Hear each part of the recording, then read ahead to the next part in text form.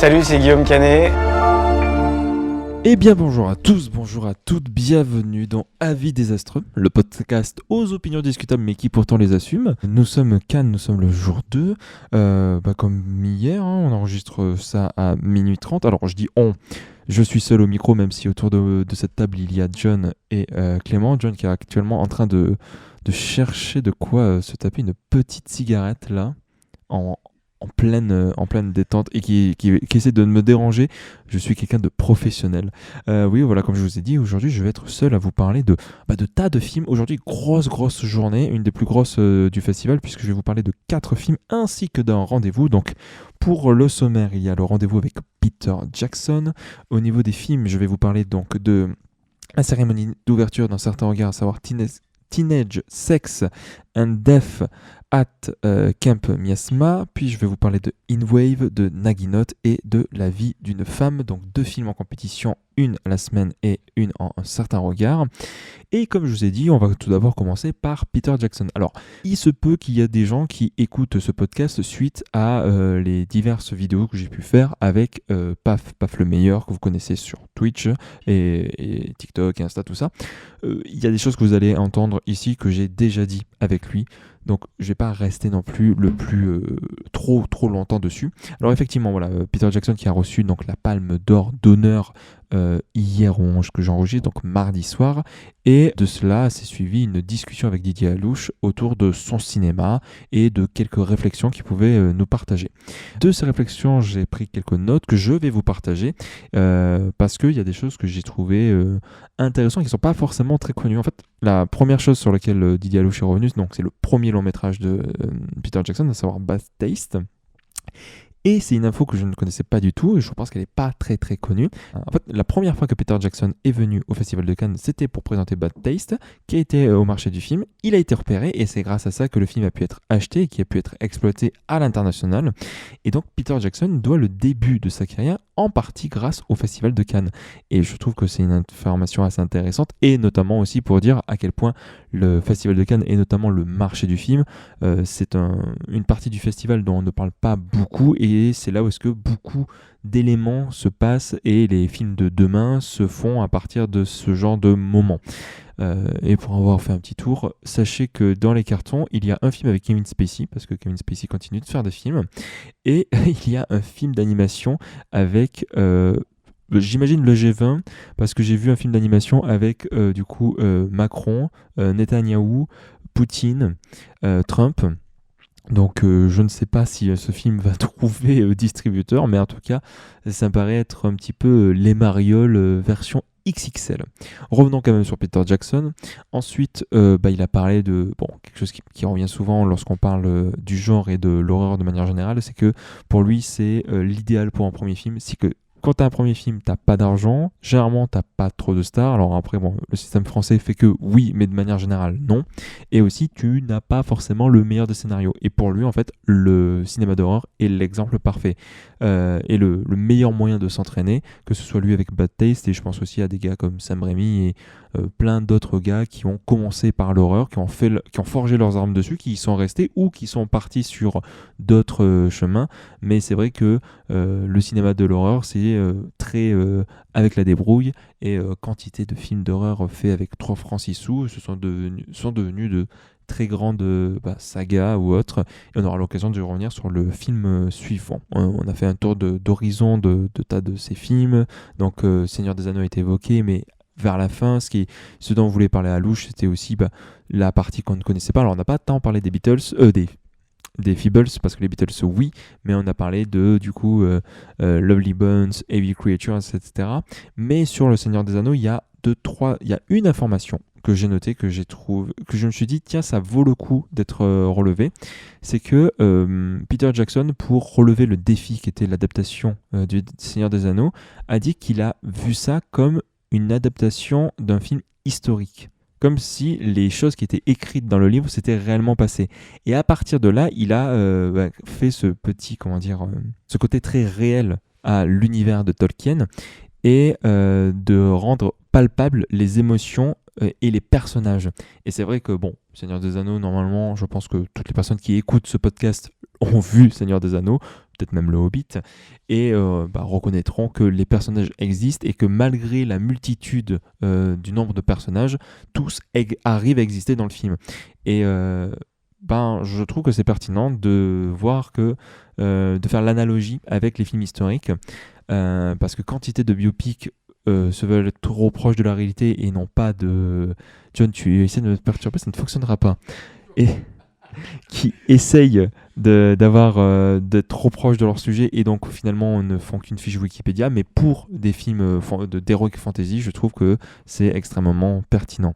Et toujours sur comment il a réussi à gérer tout ce bordel, tout ce merdier, il a dit que il faisait semblant de savoir ce qu'il faisait, et en fait la plupart des idées qui sont du film ne viennent pas tant de lui que des chefs de poste qui lui ont dit « Ah, ça serait bien que pour son plan on fasse ça », et Peter Jackson a dit Oui, t'as raison, on va faire ça », et les gens qui étaient « Oh, mais il a des idées de génie ». Et c'est une fois de plus pour rappeler à quel point le cinéma est un art collectif, que c'est pas impossible de faire ça seul, notamment dans l'animation, mais que c'est quasiment impossible, et que ça vient de la décision de milliers de personnes. Et vous me voyez peut-être venir sur la discussion de l'intelligence artificielle, parce que oui, Alouche lui a posé une question, il y a aussi quelqu'un de la salle qui lui a posé une question, et Jackson a une position un peu ambiguë, je trouve. C'est-à-dire que pour lui, d'un point de vue de droit d'auteur, l'IA ne respecte absolument pas, ce qui est absolument le cas, et donc au début on était en mode, s'il te dit, n'utilise pas l'IA par rapport à la question du droit d'auteur, t'es en mode, oui, donc t'es anti-IA.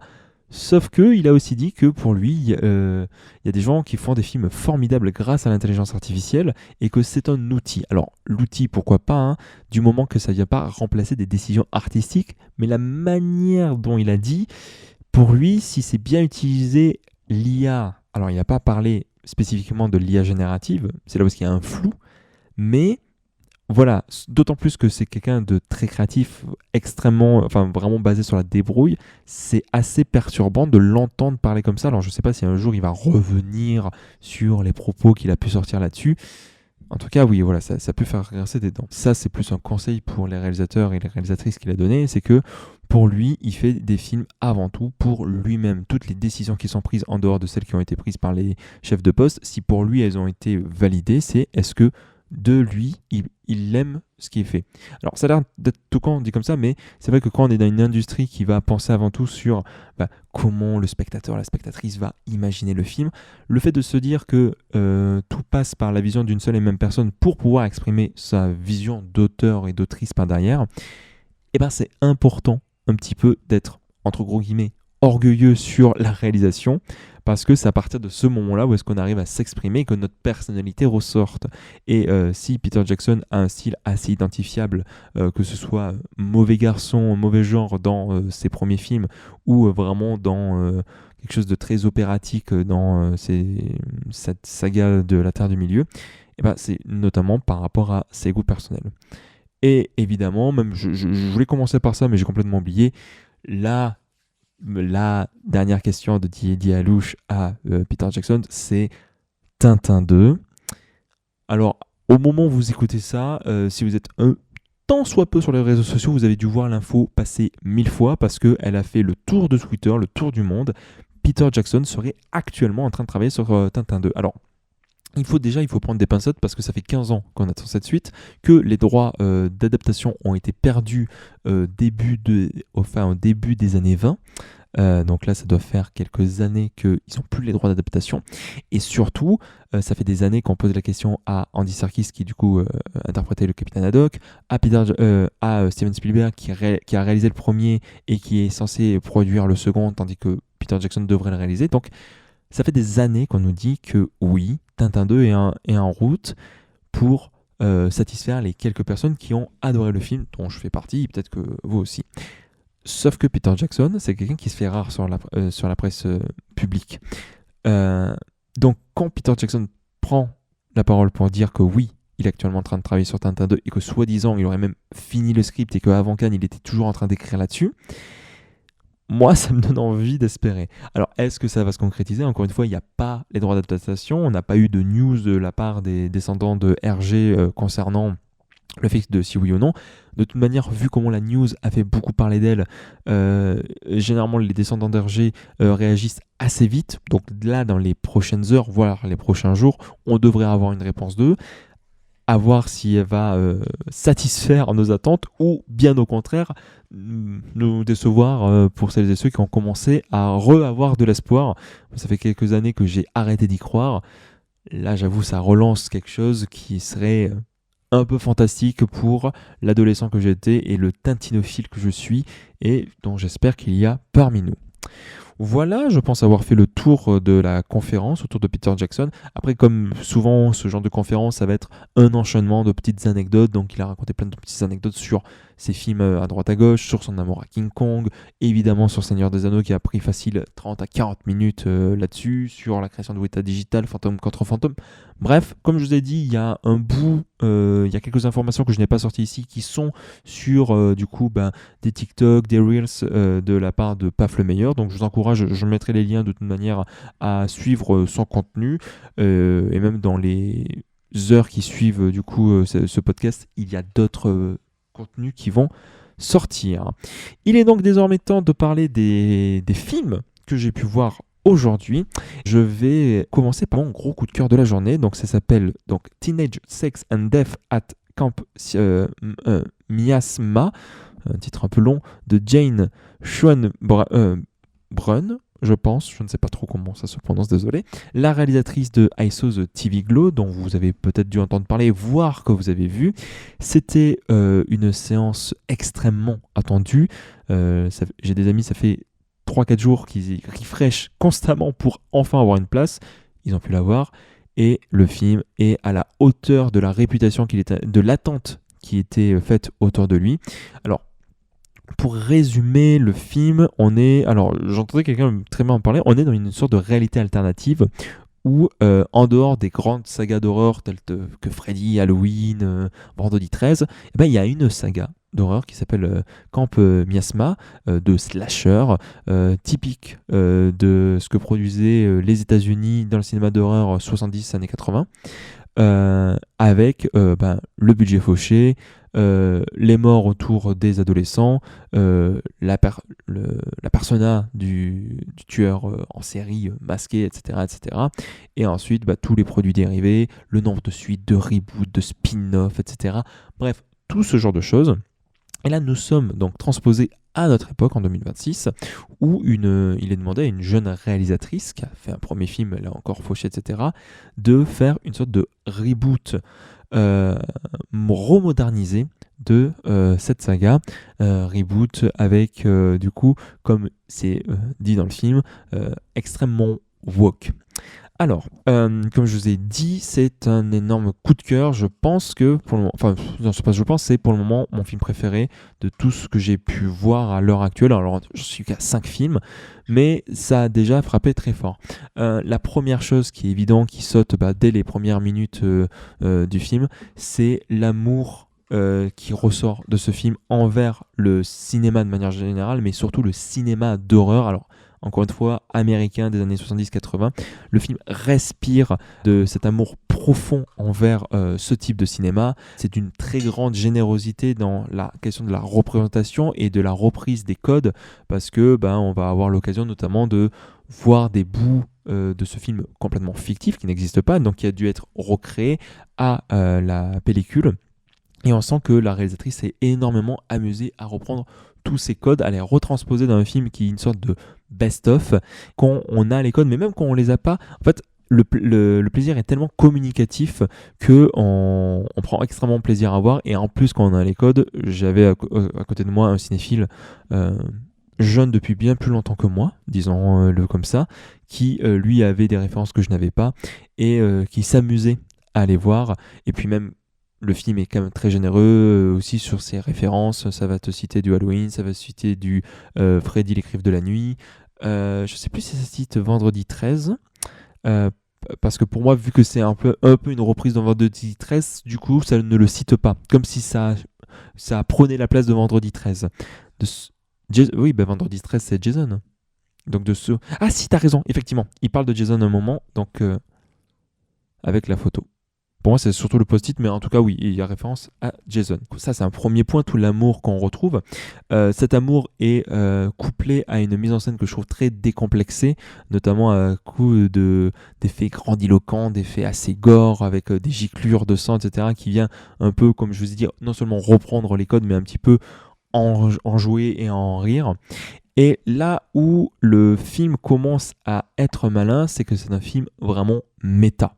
On va l'intégrer, donc je sais qu'il y en a qui sont allergiques, mais c'est un film qui va énormément réfléchir sa mise en abîme jusqu'à le pousser extrêmement loin, où la réalisatrice du film parle du fait que le film que nous voyons, enfin le film dans lequel ils sont, est un film qui doit produire un film, tout comme le film que nous sommes en train de regarder est sur la création d'un film. Et à quoi va servir ce commentaire, outre le fait d'avoir un peu un vernis esthétique des années 80 et de dire hop, on va réfléchir un petit peu à ça. Et ben, ce qu'il faut savoir, c'est que la réalisatrice, du coup, avec son précédent film, parlait plus ou moins ouvertement, alors encore une fois, je ne l'ai pas vu, mais de ce que j'ai pu entendre, parlait de la transidentité à travers un film. Alors, je ne sais pas si c'est un film d'horreur ou un film de genre, mais de manière générale, ça parlait de la transidentité. Et sa réalisatrice est une réalisatrice transgenre. Et ce que j'aime beaucoup dans le film, c'est que notre personnage principal est un personnage queer. Dès ses premières apparitions, c'est clairement posé. Et en fait, il y a une réflexion qui se fait tout au long du film, qu'elle-même se fait. Comment ça se fait que moi, qui suis queer et qui suis un petit peu marginal, j'aime autant des films dont une grosse partie était réac, notamment par rapport avec le fameux trope de c'est les premières personnes qui ont des relations sexuelles avant mariage, parce que ce sont des adolescents qui vont mourir, d'où le titre d'ailleurs Teenage Sex and Death, parce que c'est vraiment le centre du récit sur la question de la jouissance et du coup par extension la question de la mort par le tueur en série. Comment ça se fait que moi qui suis marginal et qui suis trans va autant aimer des films qui vont être une catastrophe en termes de représentation, voire vont être transphobes et dangereux? Et la réalisatrice va exploiter ça. La réalisatrice va constamment commenter son film. Et d'habitude, j'ai du mal avec les films qui s'auto-commentent ou qui sont plus une piste de réflexion qu'un film avec un vrai récit, si je puis dire. Mais là, je trouve qu'elle met tellement de corps et le duo d'actrices fonctionne tellement bien. En plus, il y a une tension extrêmement palpable entre les deux, parce qu'on a l'impression qu'elles vont se sauter à n'importe quel moment du film. Et ben, je trouve que le film est extrêmement jouissif à voir, extrêmement malin dans son écriture et extrêmement plaisant de manière générale. J'en parlais tout à l'heure, mais c'est vrai que du coup, vu que c'est une réalisatrice, en fait, c'est aussi malin dont elle se réapproprie les codes du film d'horreur pour s'en moquer, notamment tous les clichés misogynes qu'elle va explicitement citer en disant « Ah ouais, je me rêve un moment en train de courir dans la forêt avec du coup mes seins qui du coup se balancent ». Et ensuite, elle réagit en disant « C'est extrêmement misogyne ». Et le film va du coup se moquer de ça. Et ça en est presque libérateur. Bref, voilà, je suis extrêmement enthousiaste. Je sais qu'en face de moi, John l'est tout autant. John, est-ce que tu veux placer juste 2 mots? Ouais. Allez le voir quand il sortira. Tout ça. Merci John, oui, parce que sinon ça aurait été long parce que je tenais le micro.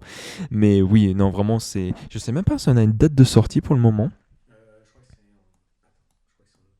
En août. Oh putain, mais attends, c'est génial si ça sort en août. Alors oui, ça sort en août aux États-Unis, mais la France n'a pas de distrib pour le moment, je crois. Mais oui, voilà. Si, il y a 2 défauts pour moi, c'est vrai. On va le dire à la fin. Premièrement, le film fait 2 heures. Il mériterait d'être un peu raccourci, je trouve. Parce qu'il y a des moments où est-ce que je trouve que le film se répète plus qu'il ne se commente. Enfin, il se commente, mais en se répétant. Donc, au bout d'un moment, on a saisi un petit peu le propos. Et deuxièmement, il y a un moment où le film m'a perdu. C'est que, comme je vous ai dit, on va revoir des séquences de ce film qui ont été soi-disant tournées dans les années 70. Et donc, elle va incorporer un filtre pellicule, voire à la tourner en pellicule, je ne sais pas trop. Et ça fonctionne.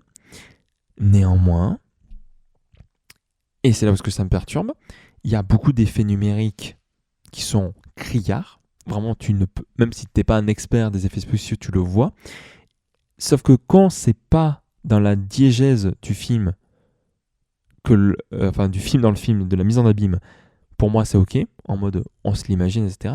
Mais quand c'est censé ce qui a été diffusé, bah du coup pour moi ça passe pas du tout. Parce que si elle veut reprendre les codes des années 70, mais qu'elle reprend pas du tout l'artisanat, pour moi ça s'annule. Et c'est ce qui fait que par instant le film me bloque parce que je me dis, je ne comprends pas pourquoi tu fais ça. Je ne comprends pas pourquoi tu ne reprends pas l'artisanat de cette époque alors que tu aurais pu complètement le faire. C'est vraiment qu'un petit détail, je ne peux que vous encourager à découvrir si ce qui a été, comme je vous ai dit, un énorme coup de cœur. Maintenant, nous allons être plutôt rapides sur les 3 prochains films parce que ce sont des films que j'ai aimés ou pas à différentes échelles, mais sur lesquels j'ai un peu moins de choses à dire. Donc, le premier, c'était une grosse de mes attentes, c'était le film d'ouverture de la Semaine de la Critique. Semaine de la Critique, pour rappel, ce sont des cinéastes qui présentent leur premier ou second long métrage. Alors, il y a des courts, mais moi, c'est surtout les longs que je vois. Et donc, ce premier film d'ouverture s'appelle In Waves de Phuong Mei Nguyen, qui est donc l'adaptation d'une bande dessinée, alors je ne sais pas si c'est éponyme, d'un jeune homme qui dessine, qui fait du surf, qui a eu une relation amoureuse et qui veut parler de sa compagne qui est atteinte du cancer. Donc c'est pas le film un petit peu beau, mignon que les premières images semblaient vendre, c'est un film qui va parler explicitement du cancer et de manière vraiment assez crue et frontale. Alors, il y a eu des premiers retours autour de moi de gens qui n'ont pas trop aimé le film. Et je vais me porter à faux par rapport à eux parce que je trouve que c'est un très beau film. Alors, il y a des défauts, pour moi il y a un point en particulier qui me dérange, mais je ne vais pas y revenir de suite. La première chose à dire, c'est que pour un film d'animation, c'est extrêmement beau. Je ne sais pas si vous connaissez le travail de Rémi Chaillet. Rémi Chaillet, c'est celui qui a fait Calamity, Tout en haut du monde, et c'est un peu celui qui a instauré, alors c'est pas instauré, mais qui a donné un peu une patte assez identifiable dans le cinéma d'animation français. Notamment l'année dernière, vous avez eu peut-être l'occasion de voir le film Amélie, la métaphysique des tubes, réalisé par Liane Johan et Maëlys Valade, qui ont travaillé avec Rémi Chaillet et qui ont gardé justement cette esthétique où les traits ne sont pas clairement définis, ce sont plus les appas de couleurs qui permettent de pouvoir définir ce qui va être une peau, de ce qui va être le décor, de ce qui va être n'importe quelle plante, fruit, etc. Bref. Et en fait, là, j'ai l'impression de retrouver ce travail de la couleur, retravailler ce travail du dessin, mais transposé sur de la 3D. Le résultat est par instant un petit peu, alors je ne vais pas dire aléatoire, mais des fois, voilà, on réagit un peu de manière bizarre et des fois c'est sublime. Et c'est vraiment un film qui, au niveau du travail de la couleur et de l'animation, est à tomber. C'est vraiment extrêmement beau. Ça va pas que évoquer des scènes de la vie récente, ça va aussi évoquer des scènes du passé sur les origines d'Hawaï autour du surf.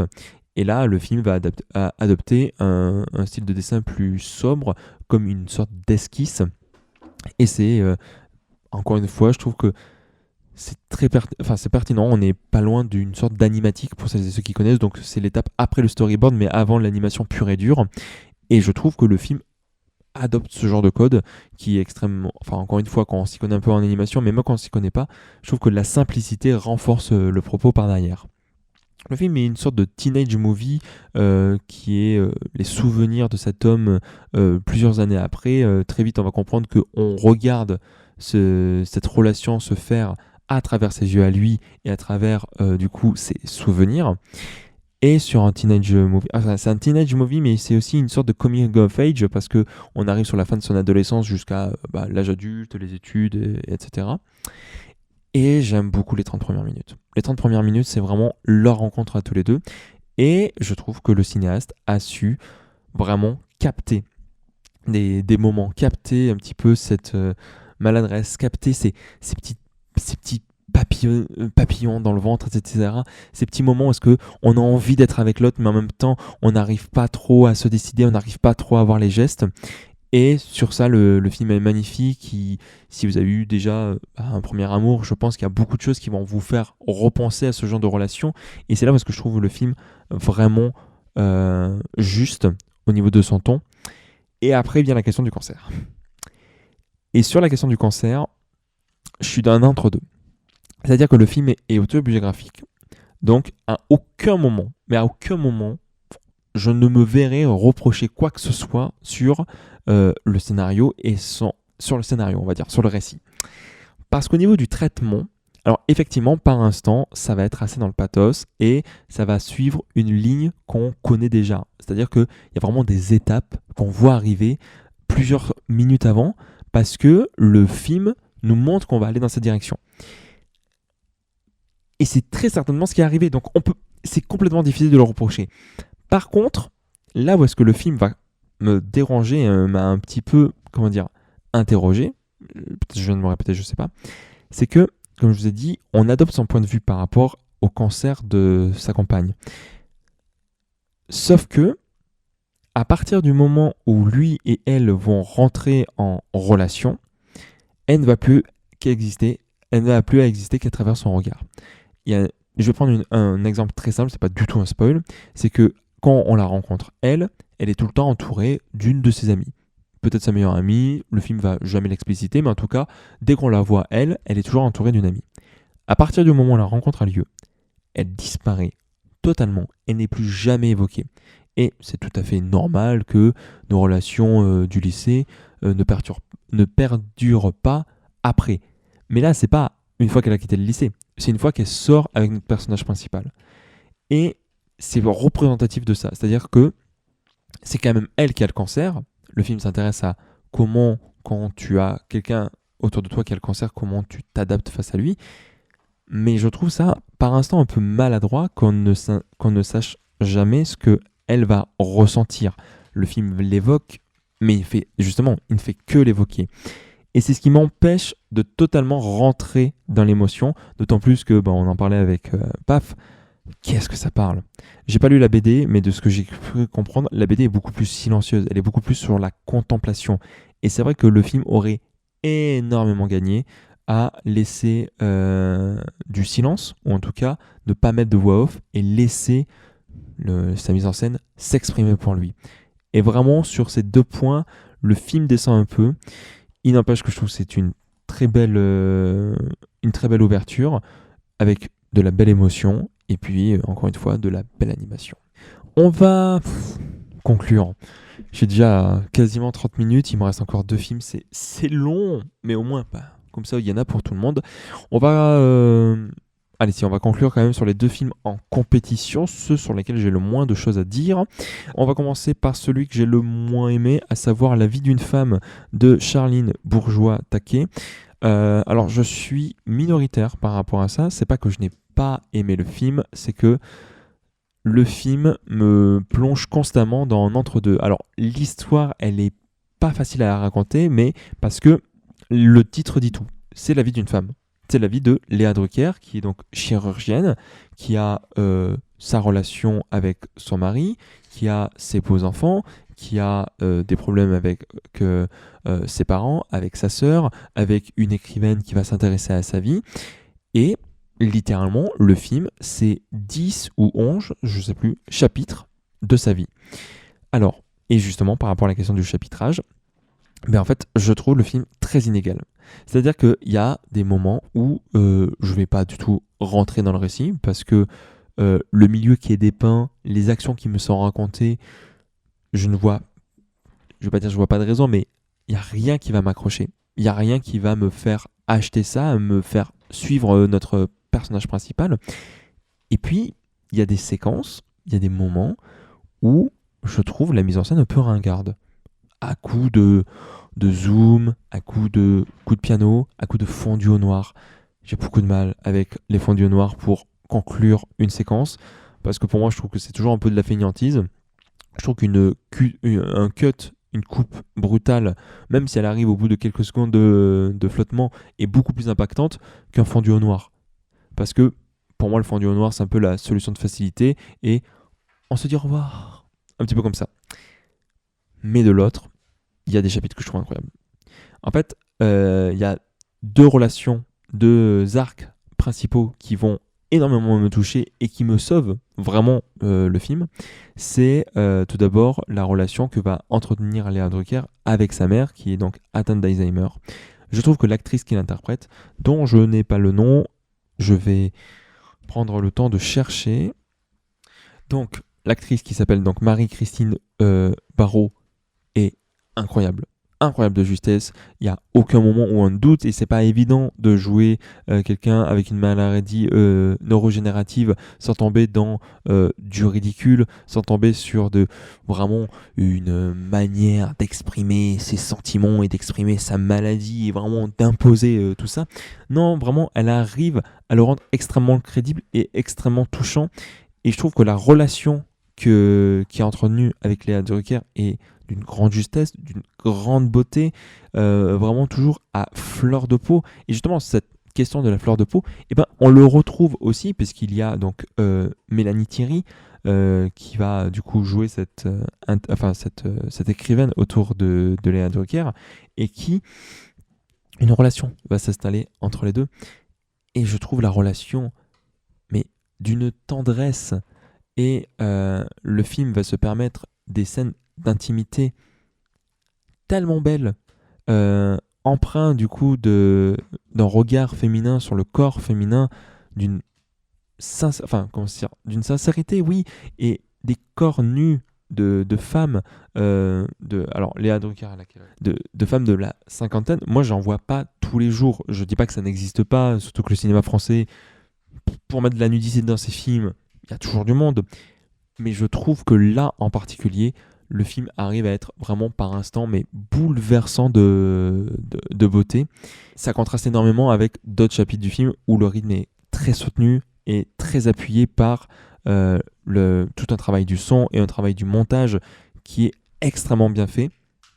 Donc voilà, en fait, ça va vraiment dépendre d'un chapitre à un autre.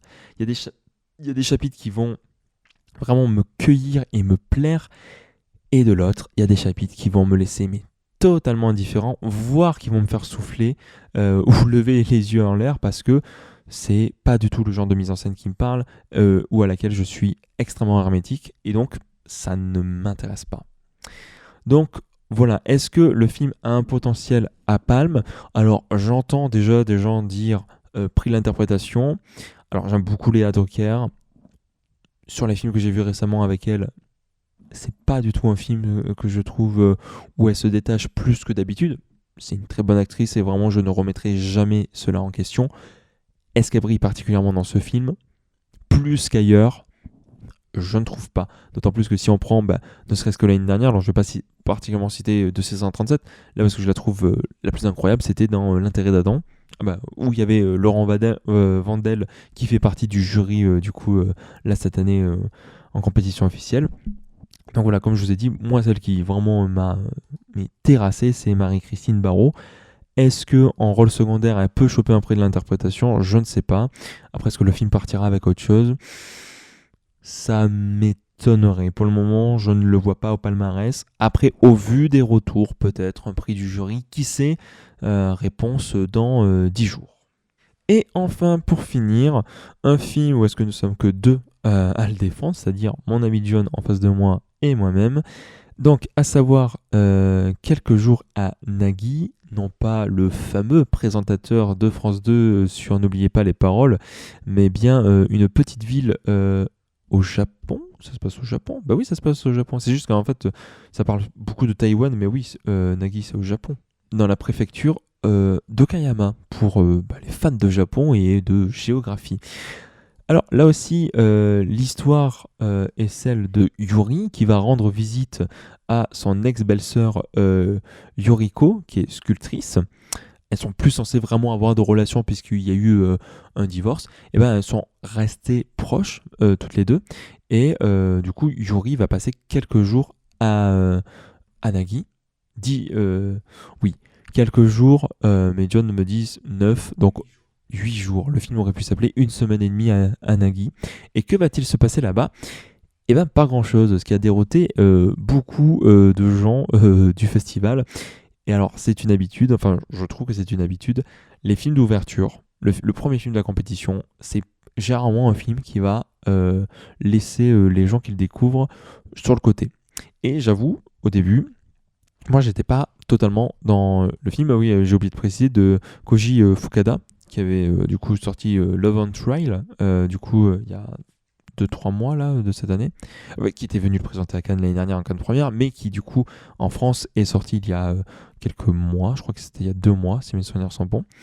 Et en fait, c'est un cinéaste qui laisse le temps à ses acteurs, à ses actrices, de pouvoir s'exprimer à travers des plans qui durent. Moi, je l'ai découvert avec, alors je sais plus comment s'appelle le film, un film que j'avais pas du tout aimé, qui est un film contemplatif autour de la mer et de l'homme, d'un homme, dans lequel il va toujours incorporer un petit peu fantastique. Ce film ne dérange pas à la règle. Le fantastique et la question du deuil est traité de façon extrêmement subtile, mais suffisamment belle.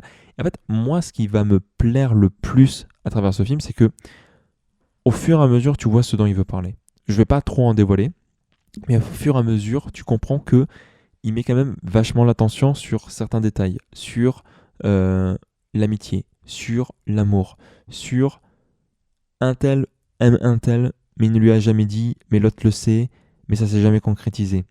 Et en fait, il y a quelque chose que je trouve très beau, et sa mise en scène, c'est pas du tout une mise en scène tape à l'œil. C'est une mise en scène où est-ce que, je veux dire, organique. C'est-à-dire qu'en fait, ce qui se passe à l'écran, ce qui nous est raconté, ce qui nous est dit, en fait, donne des indices sur comment lui-même façonne ses personnages. Notamment, en fait, je trouve ça très pertinent que l'une des personnages principales soit une sculptrice. Donc littéralement, on va sculpter quelqu'un pour que cette personne reste figée. Elle est figée et cette matière ne bouge plus. Et ben, quand tu vas comparer parce que le film va créer plus ou moins une distinction, alors tout en les liant, mais les adultes et les enfants, et ben, tu vois bien que le film montre les adultes comme étant des personnes très fixes, qui sont figées, qui n'expriment pas leurs sentiments, qui vont être rongés par plein de sentiments, tandis que les enfants sont beaucoup plus vivaces, sont beaucoup plus avenants.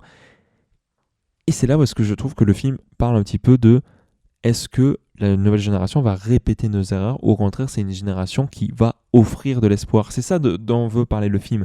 Alors il le fait avec une forme très calme, très posée, parce que c'est surtout beaucoup de discussions qui vont parler de la vie des uns et des autres, mais c'est toujours au détour d'une discussion où est-ce que progressivement Fukada dessine ces différents portraits, dessine, alors je ne vais pas aller jusqu'à dire des destins brisés, mais va toujours dessiner ce genre de choses. Et après, il y a des choses qui m'échappent, je vais être tout à fait honnête. Le film va toujours mettre en arrière-plan la question de la guerre. Ça te parle de la guerre en Ukraine, ça te parle que du coup Nagi, où se passe le lieu, va accueillir des expériences de base militaire, etc. Donc le film te le met toujours en arrière-plan, peut-être pour montrer le conflit intérieur de nos personnages, je ne sais pas, là c'est de la pure interprétation, mais c'est pas ce sur quoi il va se concentrer. Ça, c'est l'arrière-plan. Parce que sur le plan principal, c'est surtout des gens qui s'aiment, qui se le disent ou qui ne le se disent pas, qui s'aiment de manière charnelle ou de manière amicale, de manière affective.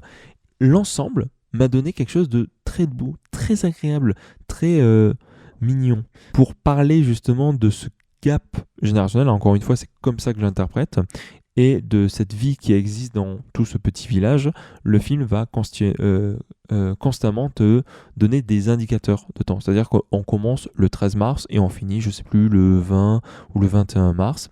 Et ben, tous les jours, tu vas avoir un petit peu un plan sur un calendrier. Et à chaque fois, c'est un calendrier différent. Tu vois, c'est là où on enlève les notes en mode là, on est le 17 mars, paf, j'enlève la page, hop, on est passé au 18. Et pour moi, c'est comme ça que je l'interprète. C'est sur la question du passage du temps et la question de ce village sur lequel, en fait, progressivement, au fur et à mesure que le temps avance, ben, on révèle des choses, on creuse nos personnages qui paraissaient n'avoir rien à dire et qui finalement, en fait, derrière tout ce rien et cette solitude qu'ils peuvent chacun et chacune subir, eh ben, il y a des regrets qui s'y trouvent. Et ça me touche particulièrement. Donc, voilà, le film n'est pas extraordinaire, je pense qu'il a pas de chance de sortir avec quoi que ce soit, pas même un prix de l'interprétation. Mais c'est un film auquel je vous encouragerais à lui donner une chance. Et de manière générale, au cinéma de Koji Fukada, c'est pas le cinéma qui donne le plus envie de se plonger dans sa filmographie, et pourtant ça regorge de douceur, ça regorge de ce petit moment de relations qui se font et qui se délient et autour de laquelle se passent des événements parfois tout à fait simples et parfois un petit peu fantastiques. C'est pas le cinéaste qu'on met le plus en avant et pourtant c'est un cinéaste qui, au cours de ces dernières années, travaille un cinéma qui me touche particulièrement et qui, je pense, peut vous toucher également. Et ben voilà, je suis à 40 minutes, il est 1h15. Je sais pas à quelle heure je vais me coucher. Bon, encore une fois, à 3h du mat peut-être. Je vais dormir 4 heures, ça va être fantastique. On est seulement au 2e jour. Et voilà, c'est là-dessus que se finit ce plutôt long épisode. J'espère qu'il vous a plu. Demain, je suis censé voir 5 films, je pense que je ne vais en voir que 4. Demain, il y a un beau programme. Il y a la séance de minuit sanguine. Il y a Histoire parallèle de Asghar Farhadi. Mais mes 2 grosses attentes de demain, c'est évidemment Merci d'être venu d'Alain Cavalier. Alain Cavalier qui devrait être présent en salle. Rien que ça, c'est une immense attente. Ou encore quelques mots d'amour de Rudy Rosenberg, un cinéaste dont j'apprécie particulièrement le travail et qui là revient avec Asfia Herzi. Donc, qu'espérer de plus que de très bons films pour demain. Voilà, j'espère que le programme vous aura donné envie, que cet épisode vous a plu. Bienvenue à toutes celles et ceux qui nous découvrent. J'espère que le podcast vous plaira et que vous resterez au moins durant Cannes et je l'espère bien après. Merci à celles et ceux qui ont déjà fait de premiers retours sur l'épisode. Je pense à Julie, je pense à Karine et peut-être d'autres personnes et je suis désolé si je vous ai oublié. Nous on se retrouve demain. Bon festival pour les festivaliers et festivalières qui nous écoutent à l'heure actuelle. Bon courage si vous avez le travail. Normalement, demain on est quoi ? On est jeudi. On est férié. Profitez-en si vous pouvez en profiter. Bon courage si vous travaillez. Et donc je vous dis à demain. Salut.